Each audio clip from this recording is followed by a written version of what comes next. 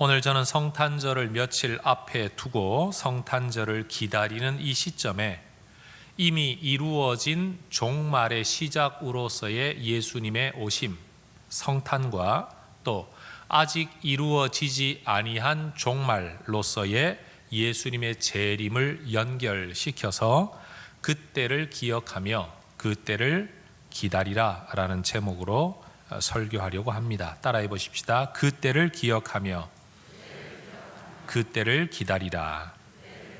과거 예수님의 성탄 때를 기억하면서 예수님의 재림의 때를 기다려라. 이것이 오늘 제가 설교하려고 하는 핵심적인 내용입니다. 아마 여러분들도 누군가를 만나기로 약속했다가 서로 길이 엇갈린 경험들을 가지고 계실 겁니다. 구체적인 장소에 약속을 했는데도 불구하고 서로 생각하는 그 장소가 달라서 엉뚱한 자리에서 서로 기다렸던 경험도 있으실 것이고, 아주 구체적인 시간 약속은 하지 않았지만 언제쯤이라고 서로 말을 했는데 서로가 생각하는 그 언제에 대한 시간 개념이 달라서 서로 어긋나 버린 경우가 있을 겁니다. 2000년 전에 우리 예수 그리스도의 오심이 그러했습니다. 유대인들은 메시아가 오실 것이라는 걸 다 알고 있었고 믿고 있었지만 그 정확한 때를 아무도 모르고 있었습니다. 베들레헴에서 나실 것이다 라는 예언을 알고는 있었지만 말구유에서 오실 것이라고는 어느 누구도 상상하지 못했습니다. 통치자 왕이 오신다라고 예언되어져 있는데 우리를 섬기는 왕, 우리를 위해 죽는 왕이 올 거라고는 아무도 생각지를 못했습니다. 그래서 모든 이스라엘 백성들이 자신들의 구세주 예수를, 그리스도를, 메시아를 그렇게 기다렸음에도 불구하고 어느 누구도 이 주님의 오심을 제대로 맞이한 사람이 없었습니다. 오늘 예수님께서는 세상 마지막 날에도 이러한 일이 다시 반복될 거다라고 예언하고 계십니다. 모든 사람들이 세상의 종말을 이야기하고는 있지만 몇 년, 몇 월, 며칠이 정확한 종말인지는 아무도 모릅니다. 그런데 여러분, 예수님의 첫 오심과 다시 오심, 성탄과 재림에는 아주 분명한 차이점이 하나가 있습니다. 예수님의 첫 오심은 베들레헴의 들녘에서 양치던 목자들처럼 선별되어진 일부의 사람들만이 예수님의 오심을 맞이할 수 있었던 반면 예수님의 두 번째 오심, 이 재림의 때에는 어느 누구도 제외되지 않고 그 예수님의 오심을 보게 될 거라는 겁니다. 물론 맞이하는 것은 아니지만 보게 될 거다라고 예수님이 말씀하십니다. 마태복음 24장 30절에 예수님이 직접 이렇게 말씀하시죠. 그때에 인자의 징조가 하늘에서 보이겠고 그때에 땅의 모든 족속들이 통곡하며 그들이 인자가 구름을 타고 능력과 큰 영광으로 오는 것을 보리라. 따라 하십시다. 땅의 모든 족속들이 보리라. 다시요. 땅의 모든 족속들이 보리라. 여러분, 예수님의 첫 오심은 모든 사람이 볼 수 없는 일이었습니다. 그러나 예수님의 다시 오심은요, 모든 사람이 보게 될 전 지구적인 어떤 현상을 동반하게 될 거다라고 예수님이 말씀하십니다. 성경의 마지막 책인 요한계시록 1장 7절에도 이런 예언이 있습니다. 볼지어다 그가 구름을 타고 오시리라. 각 사람의 눈이 그를 보겠고 그를 찌른 자들도 볼 것이요 땅에 있는 모든 족속이 그로 말미암아 애곡하리니 그러하리라. 아멘. 여러분, 땅 위에 있는 자나 땅 아래에 있는 자나 죽음에 처해 있는 자나 어떤 사람들이라도 각 사람의 눈이 다시 오시는 예수님을 보게 될 거다.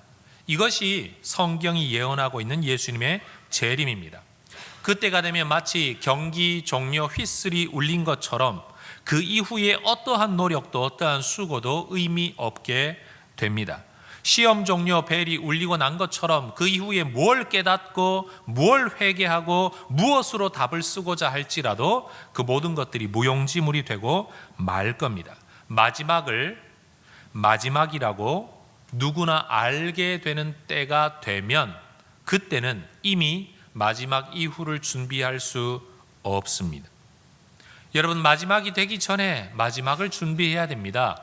죽음이 우리를 찾아오기 전에 죽음에 대한 준비가 되어 있어야 합니다. 놀라운 사실은 죽음을 준비하며 사는 사람은 죽음만 잘 맞이하는 게 아니라 다가올 죽음에 대한 준비로 인해 삶을 더 멋지게 삽니다. 따라하십시다. 죽음을 준비하는 사람이 삶도 멋지게 삽니다.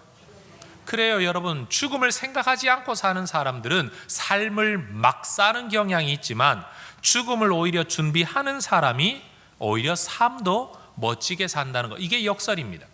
종말을 준비하는 사람이 이 땅에서의 삶도 더 멋지게 살아갈 수 있다는 겁니다.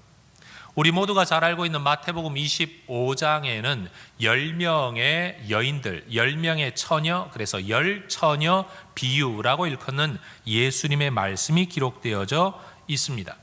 마태복음 24장과 25장 전부가 세상 종말에 대한 예수님의 가르치심인데, 특별히 25장에서 예수님께서는 이스라엘 사람들의 결혼 풍습을 비유로 삼아 세상 마지막 날에 대한 말씀을 들려주셨습니다. 제가 25장 1절에서 13절을 한번 읽어보도록 하겠습니다. 화면을 참조하십시오. 그때의 천국은 마치 등을 들고 신랑을 맞으러 나간 10처녀와 같다 하리니 그 중에 5은 미련하고 5은 슬기 있는 자라. 미련한 자들은 등을 가지되 기름을 가지지 아니하고 슬기 있는 자들은 그릇에 기름을 담아 등과 함께 가져갔더니 신랑이 더디 오므로 다 졸며 잘세. 밤중에 소리가 나되 보라, 신랑이로다, 맞으러 나오라 하매 이에 그 처녀들이 다 일어나 등을 준비할세.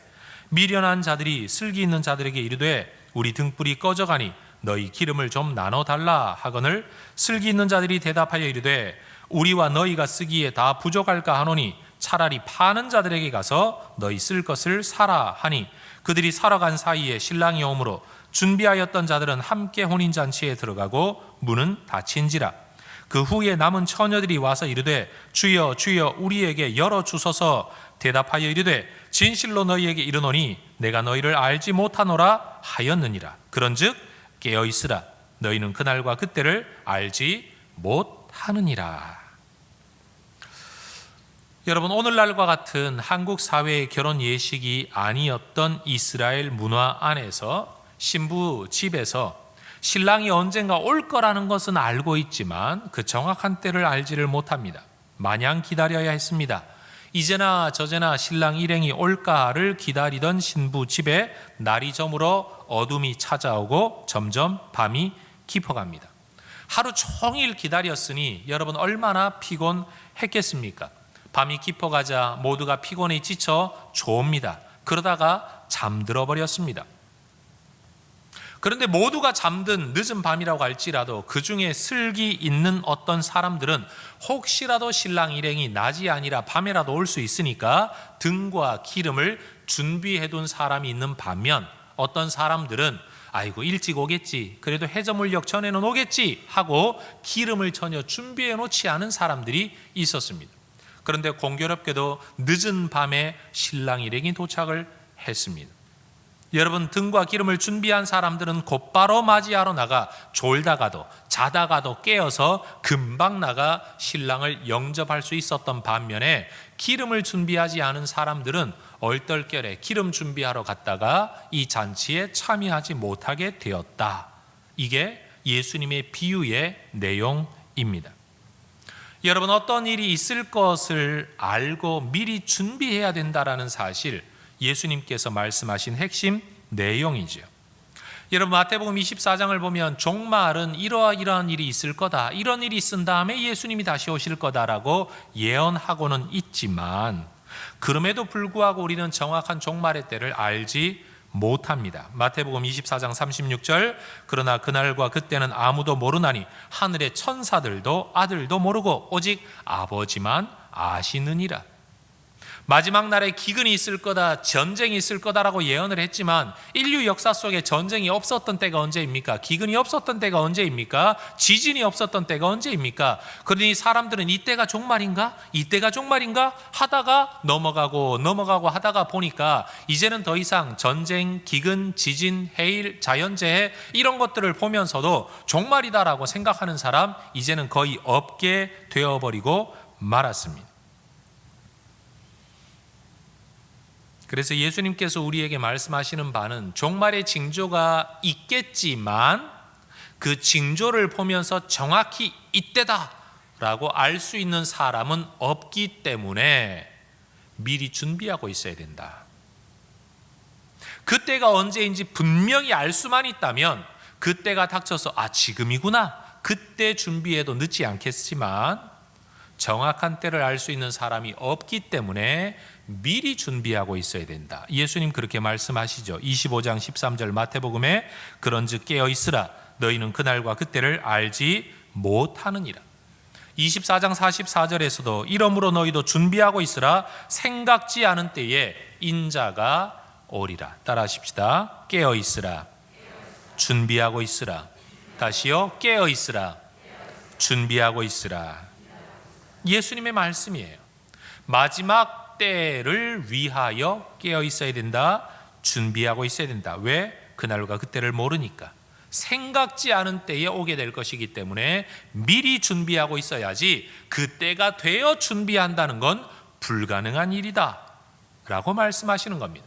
그러시면서 예수님께서 오늘 본문에서 노아의 홍수의 때, 롯의 소돔성의 심판의 때를 빗대어 말씀하고 계신 겁니다. 예수님께서 이 땅에 처음 오실 때에도 들판에서 양을 지키면서 일상의 본연의 업무에 충실하던 사람들이 예수님을 맞이했습니다. 예수님의 재림 때도 마찬가지일 겁니다. 우리 모두가 우리의 일상의 삶의 자리에서 예수님을 맞이하게 될 겁니다. 마태복음 24장에서 우리가 이미 읽었던 것처럼 우리가 기억해야 될 것은 등과 기름을 준비했던 슬기로운 자들은 잠자지 않았다가 아닙니다. 기름을 준비한 사람이나 준비하지 못한 사람이나 모두가 지쳐서 잠들었습니다. 그러나 준비된 사람은 잠들었더라도 금방 대응할 수 있었으나 준비되지 않은 자는 잠들었다가 깨어 준비하기에는 늦었다, 이 사실입니다. 오늘 본문 34절과 5절에서도 예수님 그렇게 말씀하시죠. 내가 너희에게 이르노니 그 밤에 둘이 한 자리에 누워 있음에 하나는 데려감을 얻고 하나는 버려둠을 당할 것이요, 두 여자가 함께 맷돌을 갈고 있음에 하나는 데려감을 얻고 하나는 버려둠을 당할 것이니라. 둘 다 잠자리에 있었고 둘 다 맷돌 갈며 일하는 자리에 있었지만 누군가는 데려감을 얻고 누군가는 버려둠을 당한다. 다시 오시는 예수님을 맞이하기 위해 반드시 예배당에 모여 있어야 된다. 그것도 흰옷 입고 모여 있어야 된다. 전 재산 다 팔아 교회에다 바치고 오로지 교회에 모여 있어야 된다. 아니면 산꼭대기 모여 있어야 된다. 이런 종말론자들, 이단자들의 말에 여러분 현혹받을 이유가 전혀 없습니다. 따라하십시다. 우리가 재림하시는, 다시 오시는 예수님을 맞이할 장소는 우리의 삶의 자리입니다. 여러분, 예배당에 와 있지 않으면 구원 못 받는다, 다시 오시는 예수님 맞이할 수 없다, 천국 못 간다, 거짓말입니다. 예수님이 직접 말씀하십니다. 잠자다가도 구원 얻을 수 있고 일하다가도 구원을 얻을 수 있다. 물론 어떤 사람은 예배드리다가 구원을 얻게 될 것입니다. 세상 모든 우리의 삶의 자리에서 예수님 다시 오시는 날 누군가는 구원을 얻고 누군가는 구원을 못 받게 되는 일이 벌어지게 될 거라는 겁니다. 그런데 예수님께서 말씀하셨던 노아의 때에 도대체 무슨 일이 있었습니까? 본문 26절 7절은 그렇게 말하죠. 노아의 때에 된 것과 같이 인자의 때에도 그러하리라. 그때 그랬던 것처럼 나중에도 그럴 거다. 달라지지 않는다. 변하지 않는다. 세상에는 똑같은 일이 다시 일어나게 될 거다. 그럼 노아의 때에 무슨 일이 있었냐? 27절, 노아가 방주에 들어가던 날까지 사람들이 먹고 마시고 장가들고 시집가더니 홍수가 나서 그들을 다 멸망시켰다. 홍수가 임하는 그 순간까지 사람들이 했던 일이 뭐냐? 먹고 마시고 장가들고 시집가는 일이었다라는 말입니다. 여러분, 예수님은 또 말씀하십니다. 28절, 또 롯의 때하고도 마찬가지다. 사람들이 먹고 마시고 사고 팔고 심고 집을 짓더니 롯이 소돔에서 나가던 날에 하늘로부터 불과 유황이 비오듯 하여 그들을 멸망시켰느니라. 하늘에서 많은 비가 쏟아져 멸망을 당하든지 아니면 불과 유황불이 떨어져 멸망을 당하든지 사람들은 모두 일상의 삶을 살아가고 있었다.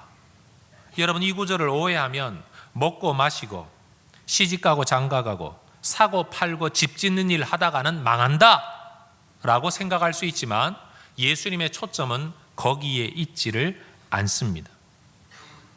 여러분, 노아도 먹고 잤습니다. 노아도요, 자식들을 시집장가 보냈습니다. 그럼에도 불구하고 그들은 구원을 얻었습니다. 일상의 삶이 문제가 아니라 일상의 삶을 살면서 준비해야 할 것을 하지 못하는 것이 문제이지 일상의 삶 자체가 문제가 아니라는 겁니다.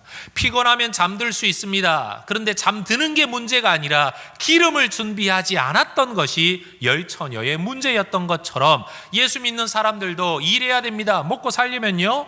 여러분, 예수 믿는 사람들도 애 낳고 애 키우고 집 짓고 다 해야 됩니다. 그게 문제가 아닙니다. 그런데 그런 일상의 삶, 이 땅의 삶을 살다가 예수님 다시 오신다는 사실 자체를 망각하고 그것을 준비하지 않는 것이 문제다라는 사실입니다. 여러분, 롯이 마지막 있게 될 그 하나님의 심판 앞에서 너무 안타까운 마음에 자기의 딸들과 결혼하기로 약속되어져 있는 예비 사위들에게 심판을 이야기합니다. 그런데 그때 사위들이 어떻게 반응을 했는지 성경은 이렇게 기록하죠. 창세기 19장 14절에 롯이 나가서 그 딸들과 결혼할 사위들에게 말하여 이르기를 여호와께서 이 성을 멸하실 터이니 너희는 일어나 이곳을 떠나라 하되, 따라하십시다, 그의 사위들은 농담으로 여겼더라.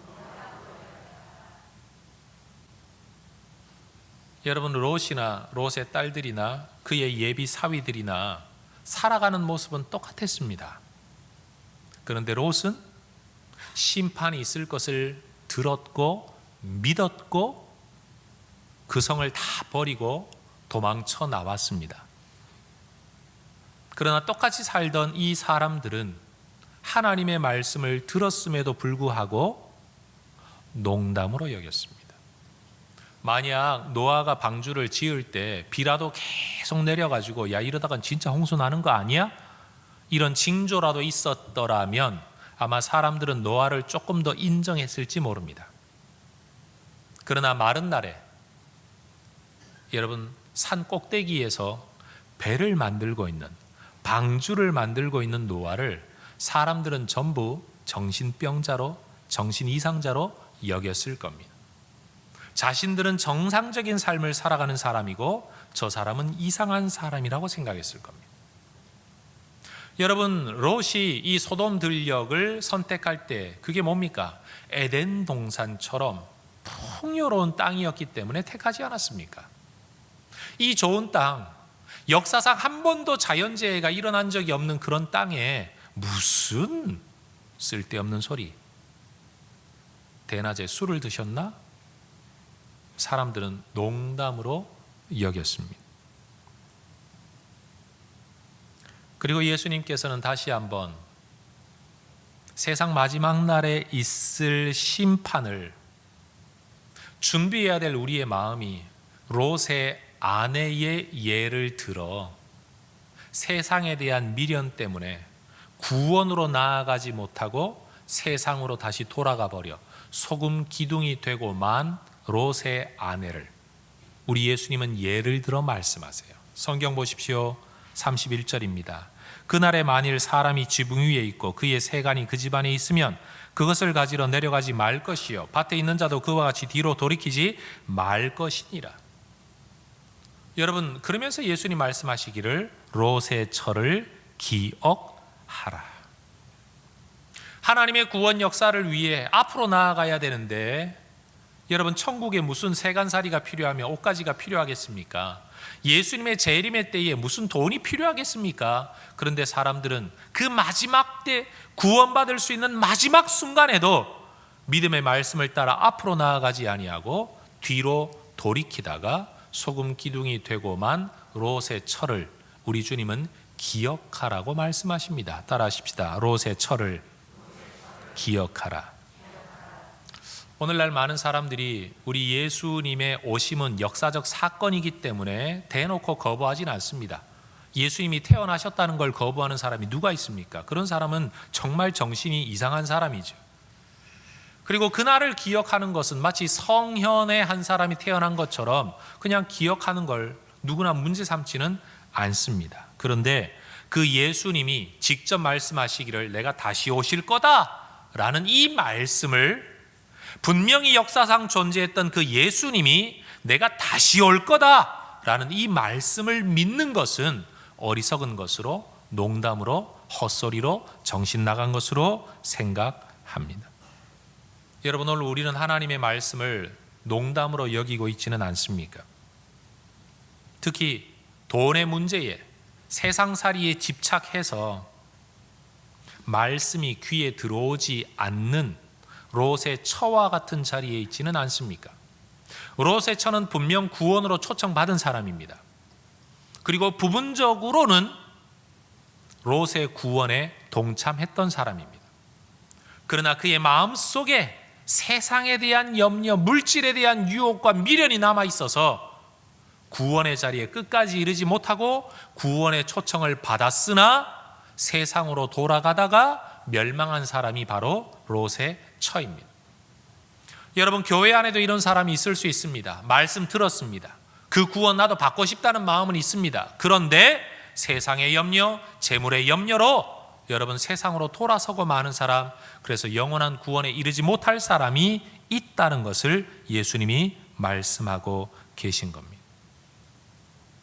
여러분, 세상살이에 대한 염려가 너무 지나쳐서 말씀이 귀에 들어오지 않는다면, 말씀이 다 공허한 소리로 들리고 있다면 그것은 심각한 영적 질병입니다. 농담이라는 단어가 여러분 너무 웃기는 소리처럼 해석되어 있고 번역되어져 있지만 공허한 소리라고 번역을 한다면 여러분, 하나님의 말씀을 듣고 있음에도, 지금 이 자리에서 설교를 듣고 있음에도 세상살이에 대한 염려 때문에, 걱정 때문에, 아니면 세상살이에 대한 어떤 깊은 생각 때문에 하나님의 말씀이 공허한 소리로 지금 여러분의 귀에 들려지고 있다면 여러분은 심각한 영적 질병에 처해 있다는 겁니다. 그런 상태가 지속되면 우리는 영원한 심판을 벗어날 길이 없습니다. 준비되어져 있지 아니한 사람이라는 거죠. 종교라는 등은 준비되어져 있으나 기름이라는 신앙은 준비되어져 있지 않은 사람들, 그런 사람은 하나님의 구원잔치에 들어갈 수가 없습니다. 따라하십시다. 종교인으로는 구원받지 못합니다. 종교인 됨으로는 구원받지 못합니다. 신앙이 있어야 구원을 받습니다. 믿음이 있어야 구원을 받습니다. 교회 다니는 것으로 구원받지 못합니다. 믿음이 있어야 구원받습니다. 설교 듣는 걸로 구원받지 못합니다. 그 말씀을 받아들이고 순종할 때 구원을 얻게 됩니다. 우리에게 바로 이러한 준비가 있어야 된다는 말입니다. 여러분, 우리는 여전히 세상에서 먹고 살아야 됩니다. 일해야 합니다. 그리고 다시 오시는 예수님의 재림을 맞이할 자리도 어쩌면 여러분 직장에 있을 때일지도 모릅니다. 제가 설교할 때 예수님이 오시면 얼마나 좋겠어요. 여러분 보십시오, 예수님이 오십니다 이러면 정말 멋질 것 같아요. 그런데 어쩌면 저도 잠자고 있을 때 예수님 오실지도 모르고, 우리 교역자들하고 어디 수련회 가 있을 때 오실지도 모르고요, 목사님들과 모여 회의하고 있을 때 올지도 모르고, 집에서 아이들과 밥 먹고 있을 때 예수님이 오실지도 모릅니다. 그때는 아무도 모릅니다. 그러나 분명 예수님은 다시 오신다고 말씀하십니다. 따라하십시다. 성탄을 기다리는 믿음의 사람이라면 재림도 기다려야 합니다. 다시 제자 임할 임자야. 다시 오신다는 거죠. 다시 오신다. 처음 오셨던 그분이 다시 오신다. 아기로 오셨던 그분이 심판의 주인으로 오신다. 말 구유에 오셨던 그분이 하늘 구름을 타고 오신다. 목사님, 인간 존재가 어떻게 수증기 방울인 구름을 타고 온다는 말입니까? 여러분, 구름 타고 온다라는 말은요, 인간이 아닌 존재로 온다라는 이스라엘 사람들의 또 다른 표현이에요. 그러니 여러분, 신적 존재의 신적 임재, 어느 누구도 벗어나지 아니하고 이 모든 것들을 보게 될 거다. 그런데 그때는 회개하기에 이미 늦었다. 준비하기에는 이미 늦었다는 거예요. 예수님의 첫 오심을 맞이했던 인물들은 동방박사나 들판의 목자들만이 아니었습니다. 메시아의 오심을 또 다른 형태로 또 다른 자리에서 준비하고 있었던 사람이 한 사람 있습니다. 예수님이 태어나신 바로 그때 그 장소에서 그 예수님을 맞이하지는 못했지만 또 다른 자리에서 또 다른 모습으로 예수님을 맞이한 사람이 있었습니다. 시므온이라는 사람입니다. 누가복음 2장에 이 사람에 대한 기록이 이렇게 남아 있습니다. 25절에서 32절에 예루살렘에 시므온이라 하는 사람이 있으니 이 사람은 의롭고 경건하여 이스라엘의 위로를 기다리는 자라. 성령이 그 위에 계시더라. 그가 주의 그리스도를 보기 전에는 죽지 아니하리라 하는 성령의 지시를 받았더니 성령의 감동으로 성전에 들어가매 마침 예수의 부모가 율법의 관례대로 행하고자 하여 그 아기 예수를 데리고 오는지라. 시므온이 아기 예수를 안고 하나님을 찬송하여 이르되 주제여 이제는 말씀하신 대로 종을 평안히 놓아주시는도다. 내 눈이 주의 구원을 보았사오니 이는 만민 앞에 예비하신 것이요 이방을 비추는 빛이요 주의 백성 이스라엘의 영광이니이다. 성경은 시므온이라는 사람을 일컬어 의롭고 경건한 사람이라고 말을 합니다. 그가 왜 의롭고 경건한 사람이 되었습니까? 그가 의롭고 경건한 믿음의 사람이기 때문에 이스라엘의 위로 곧 메시아의 오심을 기다리기도 했지만 저는 반대 해석도 가능하다고 봐요. 그가 성경에 기록되어진 메시아의 오심을 믿고 기다리는 사람이었기 때문에 의롭고 경건하게 살아갈 수 있었다. 예를 한번 들어볼까요? 한 달 후에 무슨 운동 시합이 있다. 그러면 여러분 오늘 늦은 밤에 야식 먹고 몸 관리 안 하고 운동 하나도 안 하고 그렇게 살 선수가 누가 있습니까? 여러분 한두 달 후에 미인 대회가 있다라고 말을 하는데 오늘 자기의 피부, 자기의 몸매를 돌보지 않을 후보가 누가 있겠습니까? 어떤 때가 있다는 사실을 기억하고 있기 때문에 그날을 위하여 오늘을 살아가는 것. 이게 사람들의 기본적인 속성 아니겠습니까? 의롭고 경건한 사람이기 때문에 이스라엘의 위로, 다시 말해 메시아의 오심 성탄을 기다렸다라고 말할 수 있지만 성탄을 기다리고 있었기 때문에 의롭고 경건하게 살 수 있었다라고도 해석할 수 있지 않겠습니까? 여러분 우리가 첫 예수님의 오심을 눈으로 본 사람은 아무도 없습니다. 그런데 두 번째 예수님의 오심은 우리 모두가 보게 될 겁니다. 살아있으면 살아있는 눈으로 볼 것이고 죽으면 죽은 자리에서라도 보게 될 것입니다. 왜냐하면 그것은 단순히 지구상의 현상만이 아니라 전우주적인 영적인 현상을 동반할 것이기 때문에 누구나 보게 될 것입니다. 예수님 말씀하지 않았습니까? 계시록이 말씀하지 않습니까? 그를 찌른 자들도 보게 될 거다. 예수님을 찌른 자가 지금 살아있는 사람이 누가 있습니까? 전부 다 지옥에 있는 그 사람들도 보게 될 거라는 겁니다. 여러분 경기를 준비하는 선수처럼 우리는 오늘을 살아야 합니다.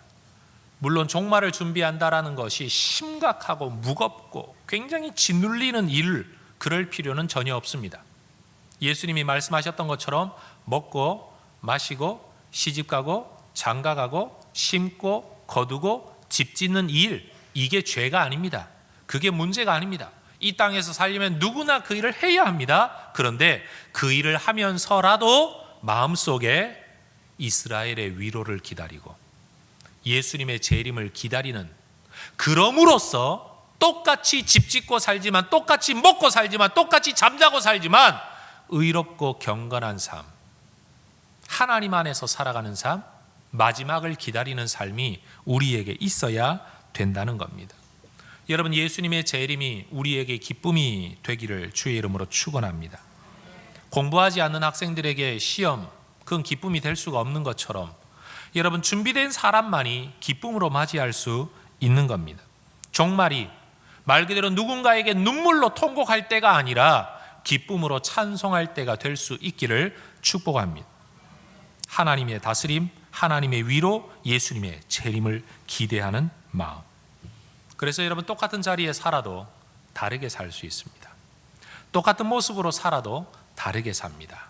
세상에서 열심히 살지만 이것이 영원한 게 아니라는 걸 알고, 다시 오실 예수님을 내가 맞이할 것이라는 걸 알고, 이 땅에서 내가 잘 먹고 잘 살기 위해서 열심히 사는 게 아니라 오늘 내가 살아가는 이 삶의 모습으로 심판받게 될 것이고 영원한 나의 것이 결정될 거라는 걸 알기 때문에 오히려 세상 사람들보다 더 열심히 살고 세상 사람들보다 더 멋지게 살고 더 기쁘게 살아가는 것, 이게 우리 예수 믿는 자들의 삶이 되어야 된다는 말이에요.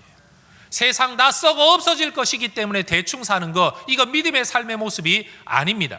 썩어 없어질 것이기는 하지만 이 땅의 삶의 모습으로 심판받게 될 것이기에 오히려 세상 사람들보다 더 큰 애정을 가지고 더 큰 열심을 가지고 살아야 된다는 거죠. 세상 사람들은요, 나 하나 이 땅에 살다가 죽어버리면 그만입니다. 환경보호 할 필요가 없습니다. 내 때나 잘 먹고 잘 살면 그만입니다.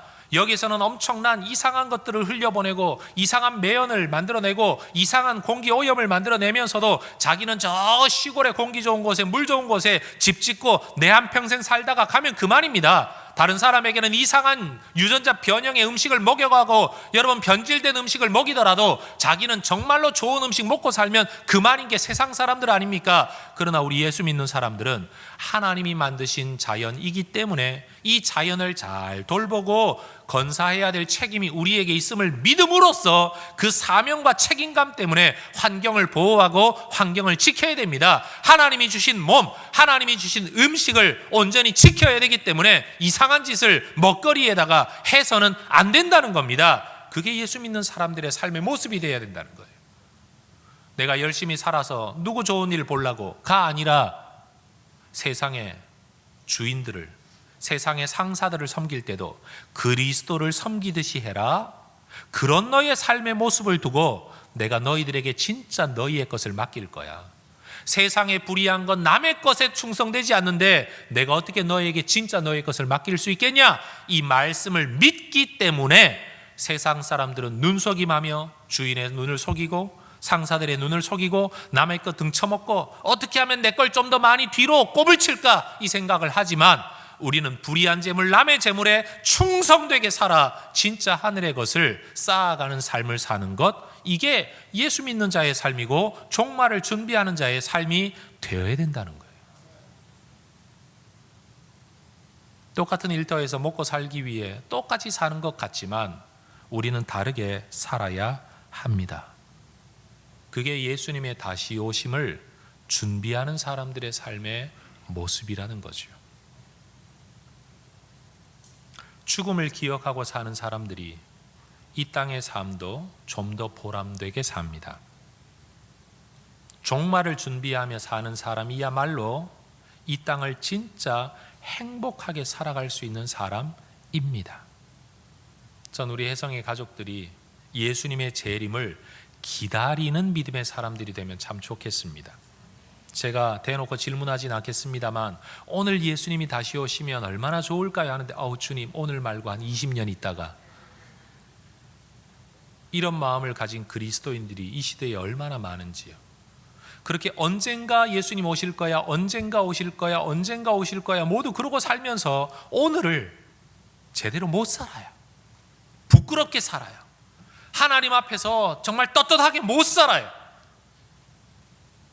유대인들이 마치 그리스도의 오심을 기다렸지만 멋대로 살다가 맞이하지 못하고 그 예수를 십자가에 못 박아 죽였던 것처럼 어쩌면 오늘 우리도요, 예수님의 재림을 믿는다고 하면서도 기다린다고 하면서도 그 재림을 자꾸만 뒤로 미루려고 하고 웰컴하지 않고 환영하지 않고 받아들이지 않고 어쩌면 그 예수님의 재림이 없었으면 좋겠다 이러고 살아가는 2000년 전의 유대인들의 모습과 똑같을지도 모른다는 거죠. 그러니 여러분, 성탄을 기다리는, 다시 말해 우리는 성탄을 기다리는 게 아니라 성탄 기념일을 기다리는 믿음의 사람들로서 예수님의 재림을 기다리는 하나님의 백성들이 되어야 할 것입니다. 예수님의 첫 오심이 예언의 성취였던 것처럼 이 예언하신 하나님이 예수님이 다시 오실 거라고 말씀하셨기 때문에 그 날을 믿음으로 기다리는, 그래서 성탄절이 될 때마다 오신 예수님을, 그리고 그때를 기억하며 오실 예수님을 그때처럼이 아니라, 실패한 그들처럼이 아니라 믿음으로 그분을 맞이했던 사람들처럼 여러분 그렇게 맞아 드릴 수 있는 믿음의 삶을 살아야 될 거라는 겁니다. 여러분, 우리 옆에 분하고 마라나타 하면서 서로 인사하십시다. 마라나타. 마라나타라는 말은 예수님 다시 오십니다 라는 의미입니다. 예수님 다시 오십니다. 오셨던 그 예수님 다시 오십니다. 사람들이 기대했던 모습으로, 기대했던 때에 오지 않았던 그 예수님, 마지막 날에도 우리의 생각과는 전혀 다른 때에 다른 모습으로 오실 겁니다. 그러려면 준비되어 있어야 됩니다. 여러분, 재산 팔아 기도원 들어가라는 말 아닙니다. 맨날 교회 와서 살아라 이 말도 아닙니다. 성경만 읽으면서 살아라 이 말도 아닙니다. 일상의 삶을 살되 마음속에 뭐가 있어야 된다고요? 다시 오실 예수님을 기다리는 마음, 믿는 마음, 준비된 삶이 우리에게 있어야 할 것입니다. 기도하겠습니다.